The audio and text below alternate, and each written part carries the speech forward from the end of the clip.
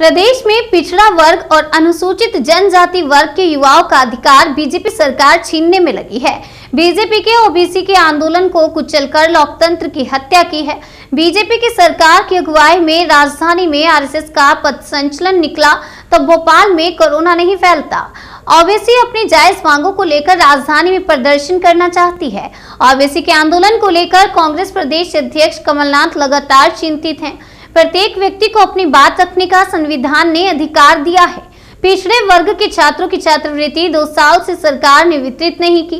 पहले व्यापम ने पिछड़े वर्ग के साथ अन्याय किया, अब वही काम बीजेपी सरकार कर रही है।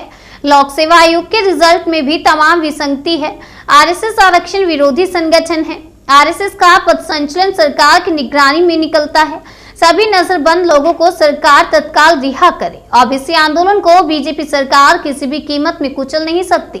आरक्षण को लेकर कांग्रेस गांव-गांव जाकर लोगों को जागरूक करेगी। बहुत सारी शुभकामनाएं, बहुत बधाई कि आप सबका वर्ष मंगलमय हो और आपकी को जो ताकत मिली हुई है चौथे स्तंभ के रूप में, वो आपकी प्रखरता, आपके कलम की ताकत, आपके बोलने की ताकत बनी रहे और हम सबको ताकतवर बनाने का काम करें। पूरे प्रदेश की, देश की जनता को भी दिशा देने का काम करें, सरकारों की दशा तय करने का काम करें, दिशा देने का काम करें, ऐसी अपेक्षा करते हैं इस नए वर्ष में। आज हम सब लोग आप सबको बहुत कम समय के नोटिस पे कांग्रेस पार्टी की तरफ से प्रेस कॉन्फ्रेंस के माध्यम से रूबरू होने जा रहे हैं। परिस्थिति बहुत विकराल है मध्य प्रदेश में। जिस तरह के हालात मध्य प्रदेश में पैदा किए जा रहे हैं जानबूझ के, ये किस स्थिति पे ले जाके और कौन सी दिशा तय करेंगे और कितना लोगों को दबाने की कोशिश करेंगे और इसका क्या परिणाम होगा, इससे आप अंदाजा लगा सकते हैं। आज हम कह सकते हैं कि मध्य प्रदेश के पिछड़ा वर्ग के नौजवानों के लिए, पिछड़ा वर्ग के या अन्य जो हमारे अनुसूचित जाति जनजाति वर्ग के भी इसमें सहयोगी साथी थे, जो सरकार के द्वारा मिले हुए अधिकार जो सरकार छीनने का काम कर रही है, जो अधिकार कांग्रेस की सरकार ने पहले दिए थे, उसको जिस तरह से भारतीय जनता पार्टी की सरकार में छीनने का काम किया जा रहा है, उन जायज मांगों को लेके शांतिपूर्वक आंदोलन कर रहे ओबीसी के लोगों के साथ जिस तरह से बर्बरता पूर्वक कार्रवाई की गई है, इसकी जितनी निंदा की जाए वो कम है।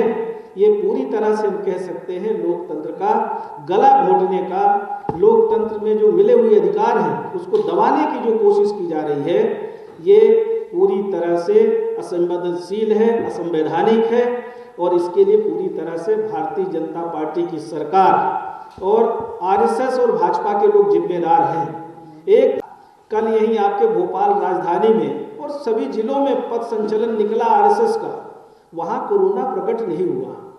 कुछ लोग तो बोल रहे थे कि शायद वो कोरोना को रोकने के लिए पथ संचलन किए थे। वो पथ संचलन करेंगे, वो रैलियां निकालेंगे, उनके लिए कोरोना नहीं है। और पिछड़ा वर्ग का साथी, अनुसूचित जाति जनजाति का साथी अपनी जायज बात के लिए, सरकार को जगाने के लिए शांतिपूर्वक अगर प्रदर्शन करते हैं तो 2 दिन से लोगों को पूरे प्रदेश में चिन्हित करके उनके नेताओं को, जो कोई राजनीतिक दल नहीं है, एक फ्रंट बना के जायज मांग के लिए सरकार को चिताने का काम करते हैं, चाहे पक्ष हो विपक्ष हो, वहां अपनी बात रखते हैं। और ऐसे लोगों को नजरबंद करके रखा गया है। कई लोगों का पता रहता नहीं है कि वो कहाँ है, किस परिस्थिति में है, और जो लोग यहाँ पहुंच भी गए थे उनको तितर बितर कर दिया गया। स्टेशन से लेके अलग अलग चारों तरफ से आने वाले लोगों को खंडित कर दिया गया और किसी को देवास तक छोड़ के आ गए, तो किसी को भी जो रातीगढ़ थाने में जिन लोगों को लेके गए थे उनको सीहोर के आगे तक लेके जा चुके हैं। ऐसे ही अलग अलग दिशा में लोगों को लेके प्रताड़ित करने का जो सरकार काम कर रही है, इसकी हम घोर निंदा करते हैं। कांग्रेस पार्टी के नेता आदरणीय कमलनाथ जी लगातार इस विषय पे चिंतित हैं और 2 दिन से, जैसा हम भी पढ़ रहे थे ट्वीट के माध्यम से, उनके फेसबुक के माध्यम से, लगातार इस विषय पे वो चिंता जाहिर कर रहे थे कि जायज़ मांगों के लिए अगर कोई आंदोलन करता है तो आंदोलन करने का अधिकार विधि संगत है, हमारे विधान में लिखा है। ये कौन सी सरकार चल रही है, किस तरह का इनका काम चल रहा है, ये क्या चाहते हैं हमारी देश की प्रदेश की जनता से कि ये हमारे जो कानून में प्रदत्त अधिकार है उसको छीनने का काम कर रहे हैं। एक तरफ कांग्रेस सरकार ने 27% आरक्षण दिया, उस आरक्षण का रोक कोर्ट में सिर्फ 3 विभागों में था, साल भर से ज्यादा समय लाभों से वंचित किया, शिक्षित बेरोजगारों को उच्च शिक्षा से वंचित करने का काम किया।